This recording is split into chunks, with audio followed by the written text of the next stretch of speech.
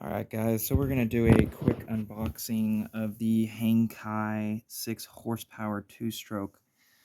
These motors are from China, and they have very mixed reviews. Ultimately,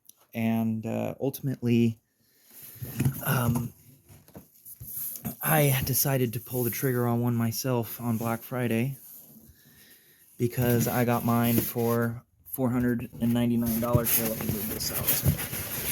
Right there. And just came in today, and this is what it looks like in the box. So, just kind of going through everything.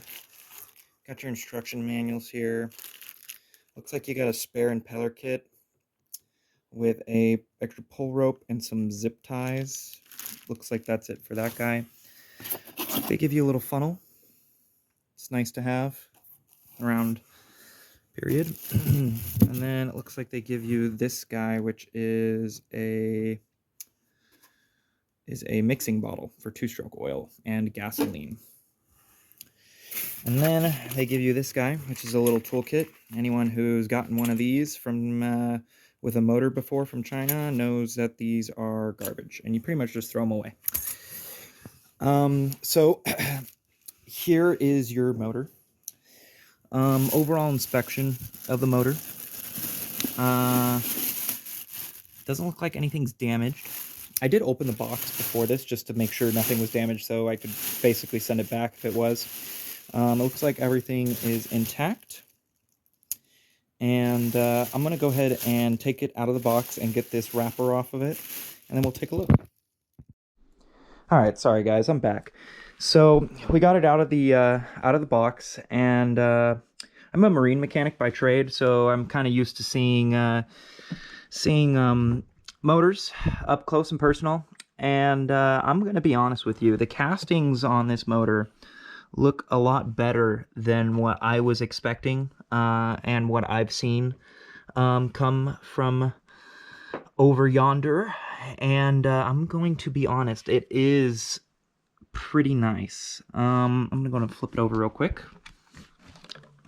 Yeah. Everything looks really well done. Doesn't look like anything looks cheap or anything like that. It all looks nice. I will go ahead and say, as I'm saying this, I did obviously pay for this with my own money. I'm not, not endorsed by these guys at all or anything like that. They didn't give me a good deal to make a YouTube video. So I'm gonna go ahead and pull this guy off. It looks like you gotta take this guy out to get this cowling off. Just kind of a heads up. Get that out. Now, first thing I like to do, sorry about that. First thing I like to do with any motor before I do anything is I like to go ahead and take the spark plug out, and I like to lubricate the cylinder. That way, if something actually moves, the prop, if it's in gear, or the pull rope, we don't accidentally turn over that cylinder while it's dry, because I'm automatically assuming that this motor has never been fired before. So we're going to go ahead and open up that spark plug hole. That was a 13/16. So we'll just go ahead and open that up. Get that out of there. Pull the plug out. And actually, I'm looking at this plug, and oddly enough, it does look like this motor has been ran. Yes, sir. Sure enough. Okay, yeah, so that plug, it does look like it's fired before. I'm not sure for how long. It must be something they do at the factory. So that's kind of good news. We have the plug out, so I'm just going to go ahead and put oil in it anyway. So I'm just going to drop my little funnel. If it even fits in there. Kind of squeeze it a little bit. Turkey. Yeah, that should be good enough. Just line it up. Get a little oil in there. So I'm going to go ahead and grab my oil.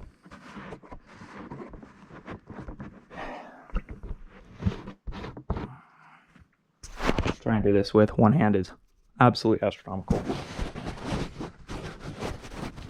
So, shoot. Yeah, this is pain. So I'm going to try to squeeze that in there.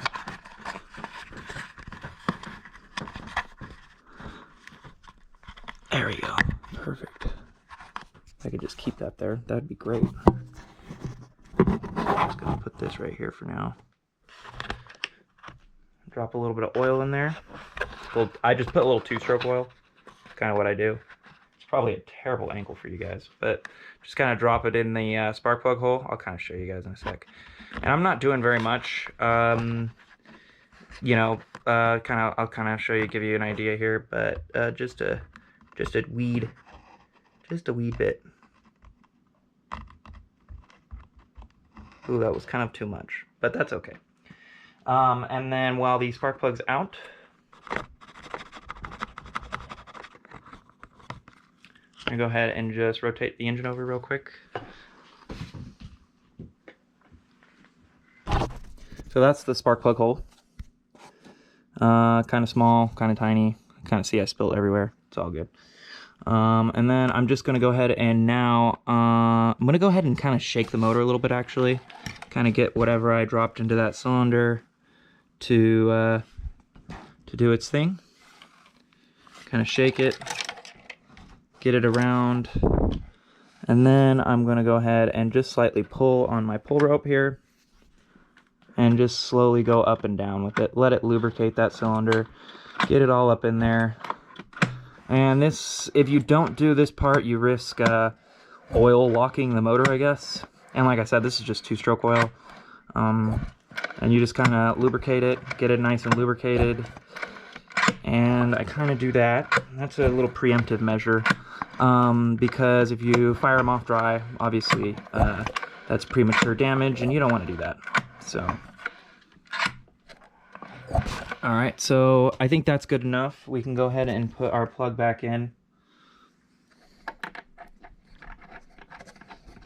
Use our 13/16 to kind of drop that back in there.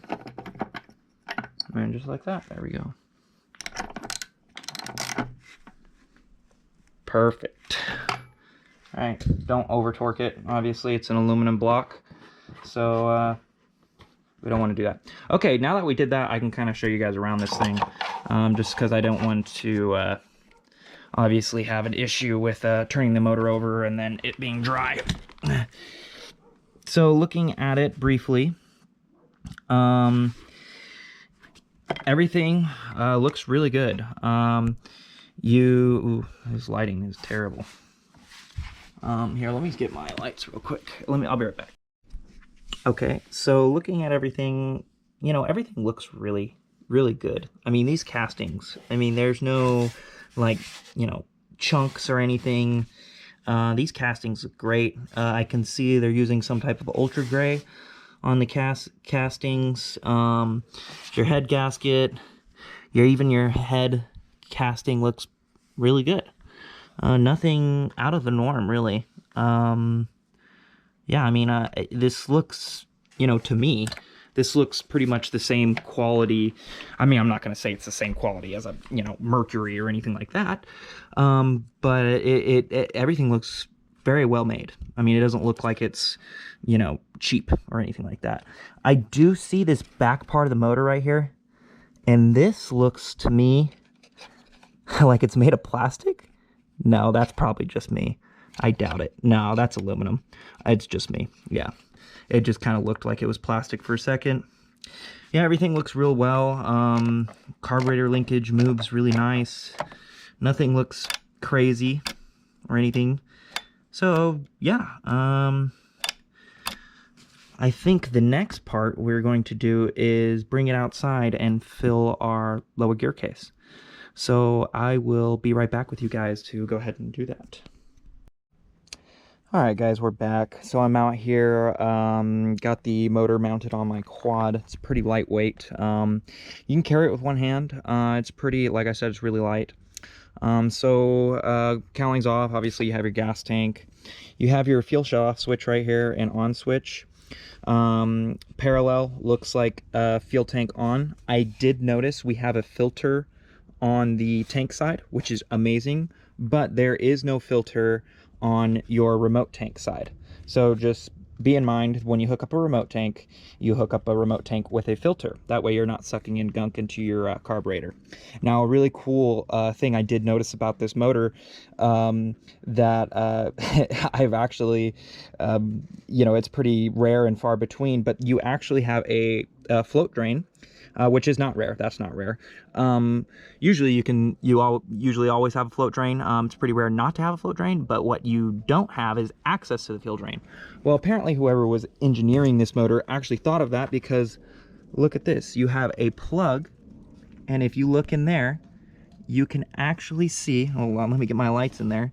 You can actually see they've made an access so you can drain all the fuel out of your carburetor float.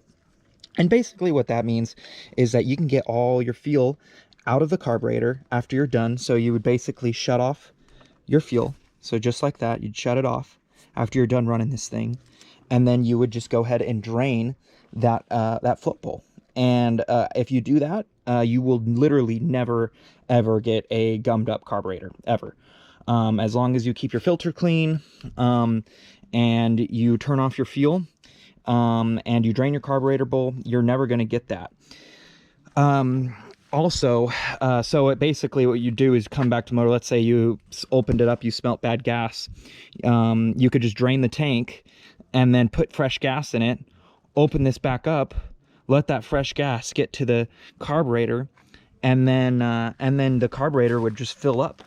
And just like that, you know, you would have fresh gas again. You don't have to worry about cleaning a carburetor or anything like that, as long as you drained the float bowl. Of course, you know, that's a whole other story.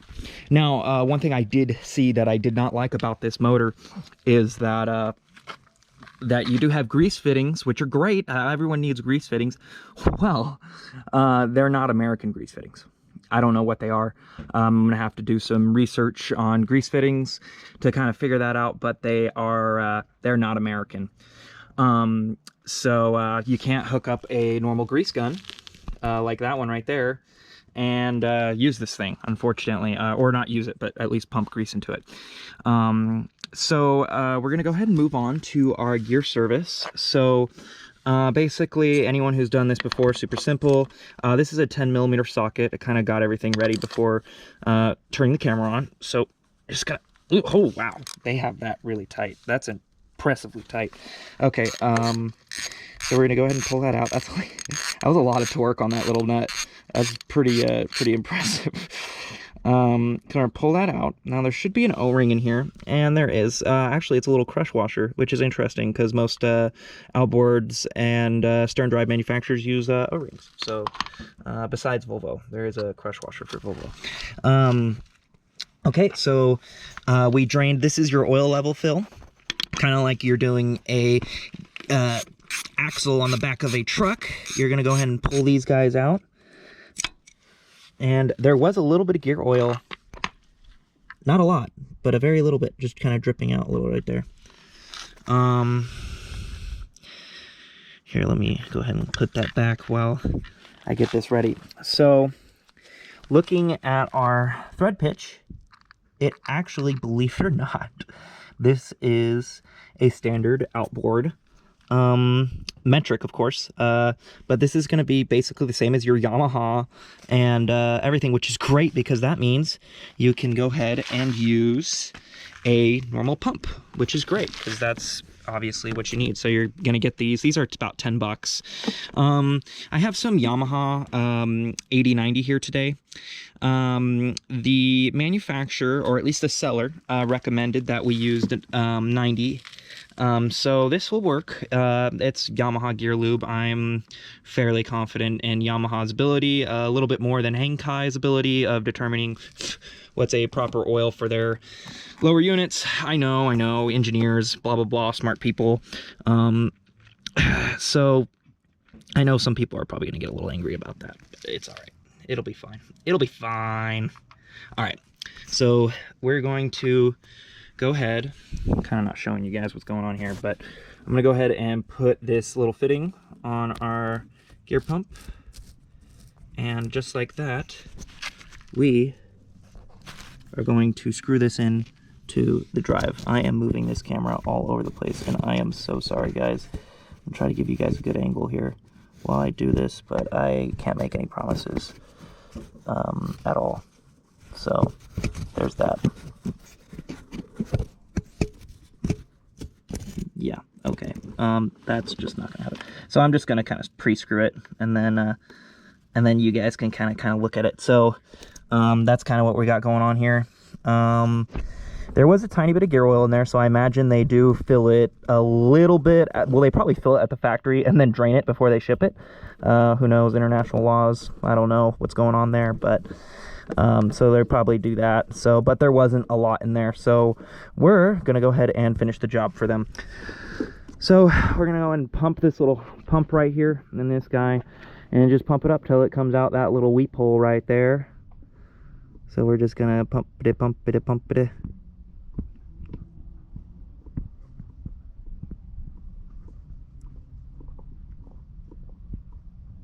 I'm just keep pumping till it comes out of there. Eventually it will. Hoping I have enough gear oil for this. I do have another can, but I really don't want to have to go through engineering all this, making it work.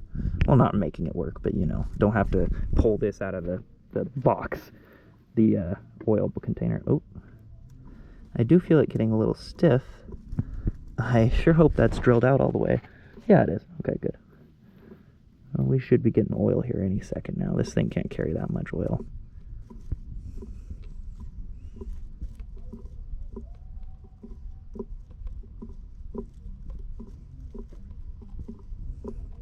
Oh, we got to be getting really close now. Ah, there it is.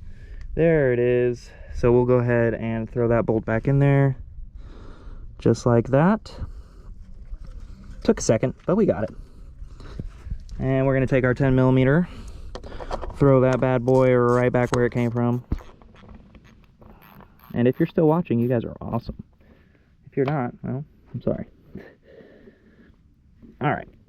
So we're going to go ahead and pull this guy. But before you pull this guy, you just want to have this locked and loaded at the ready, because you're going to have to make a quick change between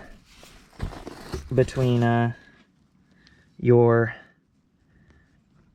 bolt and your pump.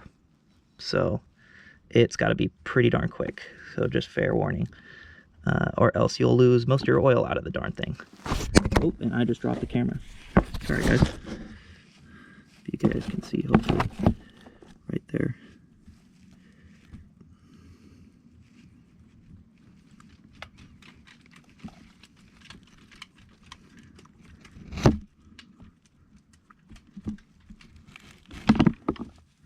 And just like that. Actually, hardly any oil came out, and I imagine it's because this gear case is so small that the vacuum from it trying to come out is probably enough to keep it in. So that's pretty cool. Usually I'm working on a little bit bigger outboards than this tiny little dude, so that's pretty neat. I'll take it. All right, so I'm gonna go ahead and put this stuff away so it doesn't leak all over the place. All right, so I kind of pre-filled our fuel here for this guy. So all we're gonna have to do is do our oil. So you can kind of see our fuel level. It is right below the 10. So what we're gonna do is we're gonna find 25 to 1 is what the instructions say. That seems really, really, really rich. The seller sent me an email and told me the instruction manuals are wrong and that it was 35 to 1. But he also said the instruction manual said 30 to 1. So I'm not exactly sure where we're doing with this. I imagine maybe he was fouling out plugs. I would much rather go richer than leaner, especially in a break-in period. So let's just call it 25 to 1. So this is our 25 to 1 side. You can kind of see it there. It's kind of hard to see, but yeah, this is our 25 to 1. So since we're just below the 10 on this mark with our gasoline, we're going to go just below the 10 with our oil on this side. So you're just gonna take your oil side, you're gonna open that bad boy up. You're going to go ahead and grab your oil with your funnel. Drop your funnel in there. And you are going to fill this bad boy to just below the 10 mark on the 25-to-1 side. Or at the 10 mark if your fuel is at the 10 mark. Mine's just below the 10 mark, so we're just going to fill it just below the 10 mark on the 25-to-1 side. Oh, shoot. Okay, we went a little bit too much. That's okay, that's okay. What we'll do is we'll just pour a little bit out. If we can. If we can. I would put a little more fuel in there, but unfortunately, we might be screwed here. Hold on, let me try to, nope. Nope. Okay, well, we'll run it with just a little bit more than what it's supposed to. That's okay. I mean, worst comes to worst, it fouls out a plug. I'm not too worried about it. If it fouls a plug, it fouls a plug, right? You just change the plug out and you're good to go.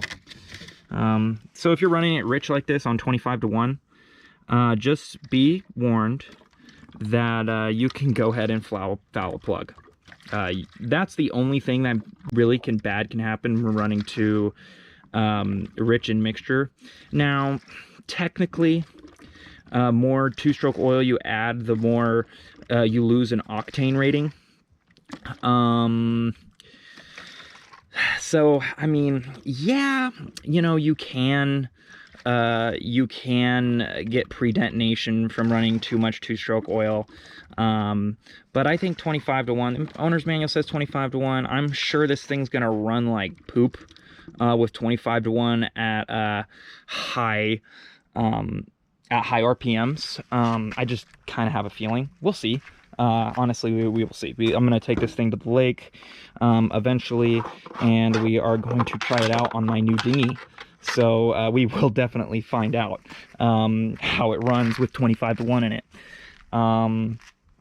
So for now, we're just going to drop this right here, and we're going to go ahead, and now that we've mixed our oil, just kind of mixing it back and forth between these two.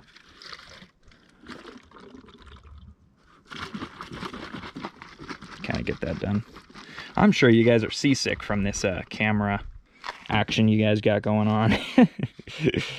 If you guys are still here by now, you know, I really appreciate it. Comment and subscribe about how terrible my video making is. All right, so we're gonna go ahead and drop our fuel in there, just like so. Yeah, that's really blue. Which means it's really rich with with a lot of oil. Which, like I said, it's not really a bad thing unless you're like really going hard on this thing. I don't know the pitch of the prop, and if it's lugging, and you put too much of a mixture in there, you definitely can get some pre-detonation. So fair warning there. Like I said, actually, now that I'm thinking about it, what I'll probably do is end up putting a little bit more gasoline in there later before I take it to the lake, just because I really don't want to run 25-to-1, especially if the seller's warning me that the instruction manual is wrong and that I should run 35. I probably should have mixed it at 30 and just called it good, but you know, whatever. So we'll go ahead and I'm gonna go ahead and get some water underneath this thing, and I think we are ready for startup. We lubed our cylinder, we put our 25-to-1 with a freaking smidgen of extra sauce in it, and we went ahead and put some gear oil, Yamaha gear oil, in our hangkai. Yeah, pretty you don't want to say that too loud. All right, so it looks like my filter is turning blue, which means I am getting fuel through there. My fuel valve is off right now, so we will go ahead and switch that to the on position. And I'm gonna get some water under this thing, and I will be right back. Oh, actually, hold on. One more second. I do want to point out one thing that I do like about this motor that I forgot to point out before. This thing has an anode, which is actually really cool. Now, I'm not gonna go ahead and say that this thing's made of the finest quality, because me and you both know that's not the truth. So we will go ahead and find out whether these rust over time, and how good the stainless steel is on these things, if it is even stainless steel in the first place. I mean, come on. But it has an anode, which is pretty cool. So if you end up having this in salt water, that anode should protect your lower unit from electrolysis. Don't ask me where that anode's from. I might have to make a video later on and figure out where that comes from. It's probably from a Taihatsu, knowing Hangkai and their shenanigans. So like I said before, I am a marine mechanic by trade, so I work on motors, and it is kind of interesting to see this thing. I mean, you've heard about them. I've never worked on one personally. I don't think any shop would ever touch this thing. I mean, if they do, if you get a shop to touch this thing, I'd probably be scared to go to that shop, just because typically they have bigger fish to fry, and they're not too worried about worrying on something that's this cheap. So, like I said, we'll go ahead and put some water under it, and let's see if she fires up. We'll kind of figure out how many pulls it takes. So I'll be right back, guys.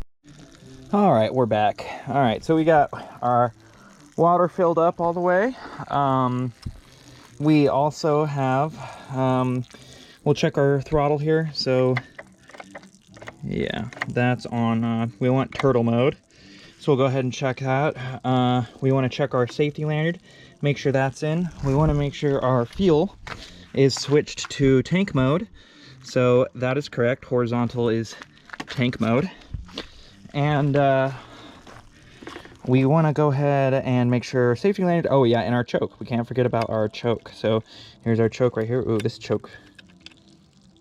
Yeah, I'm not going to lie. That's probably my least favorite part of this outboard so far. This choke feels very interesting. Yeah, I don't know if you guys can see that, but that is extremely loose-y goosey. All right, so we'll go ahead and pull this trigger on this thing. Oh, we want to always make sure it's in neutral too when we're starting, so it's got to be in neutral when we start it. All right, so yeah, I think we can go ahead and start this bad boy up. So let's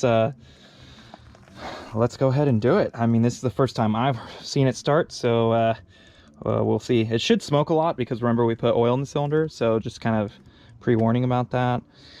Should have enough water on the lower unit. I think that would be suffice for most outboards. So we're above the cap plate. I mean, that's pretty much what you want. Okay, so I mean, I guess we'll just go ahead and pull it. Well, I guess we'll count how many times it takes to start this bad boy. Choke's out, so we'll go ahead and do our first pull. And that was nothing. Nope. Oh, got a little bit, so I'm gonna go ahead and bring the choke to half.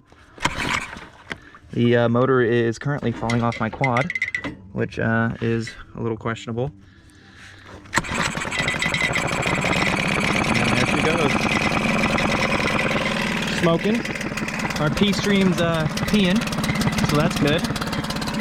And yeah, wow. Thing's actually a lot more quiet than I originally thought. It's a lot more quiet than I originally thought. The videos make it seem pretty loud, so pretty happy with that. It died when I gave it throttle. Probably pretty cold still. Let it run.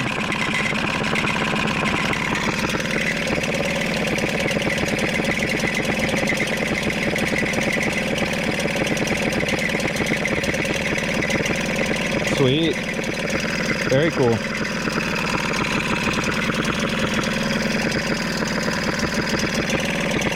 A little smoky, but 25 to 1, that's, I mean, like I said, that's really rich with oil, so pretty, not too surprised about how smoky it is.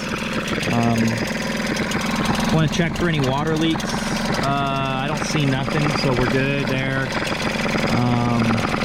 Yeah, wow, pretty neat, dude. I'm not gonna lie, I'm pretty happy with this purchase. I mean, what was that?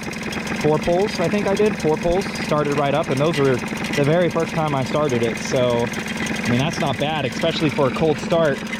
So, yeah, that's winning in my book. That is winning in my book. Give it a tiny bit of revs.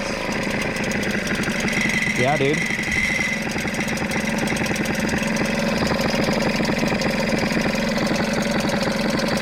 Yeah, pretty neat.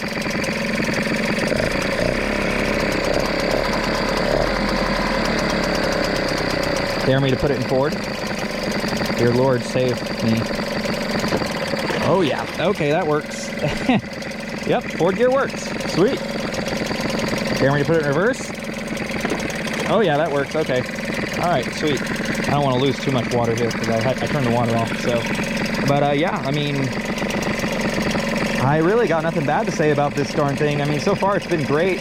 Besides our little, I turned our choke all the way down, and it doesn't like to run with our choke all the way down.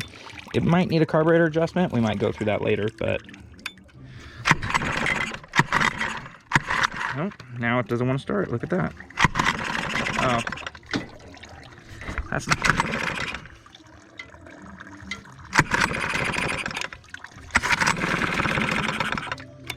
There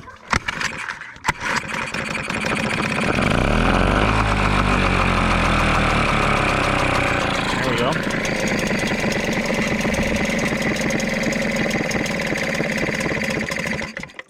Okay.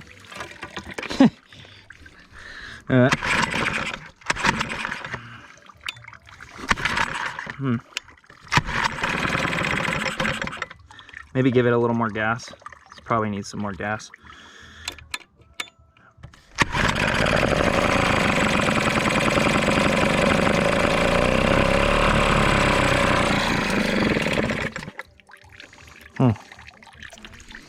Does seem like it is leaning out a little bit.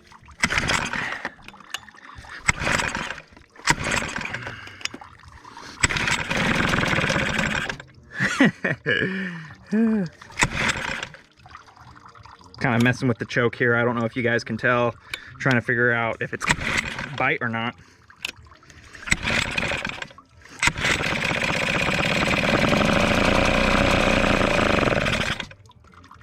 Yeah, it's almost like it's running out of gas here. Do I got plenty of gas in there? Am I actually running out of gas? Let me see what's going on in there. No, we got some gas in there. Probably not as high as it probably would like, but yeah, we're good. We are good there, so I'm kind of curious what the hell's going on here. You know? What the hell's going on here? Let me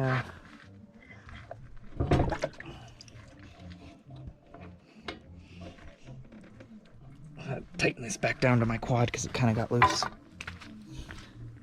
If you guys are still here right now, so I'm gonna go ahead and let you guys go for a minute, and I'm gonna try to figure this out. All right, guys, so I figured it out. So it was my bad. It looks like the actual tank switch down equals white gas tank, which is kind of weird because you would think no gas equals no gas, but I don't know. I that probably was my fault. That makes sense. No gas means gas is off. Gas means gas is on. So yeah, it's labeled right. I just wasn't thinking. Typically valves, when you turn them, the flow is in the direction of where you turn it. Not this one. This one is not like that. So down is on for this tank, and then when you want to run a separate tank, you're going to flip it like that to run an external tank. So so yeah, just future reference. This bad boy fires right up. I mean, no issues whatsoever. So we'll go ahead and demonstrate that. Oh, there we go. And she's healthy. I mean, it's idling great. I think it's, like I said, it's super quiet, and the cowling's off. I mean, the cowling's off, and it's really quiet. Actually, I'm gonna be right back. I kind of want to hear it with the cowling on, because right now it seems really quiet. So I'll be right back. Yeah, it's a little quieter with the cowling on.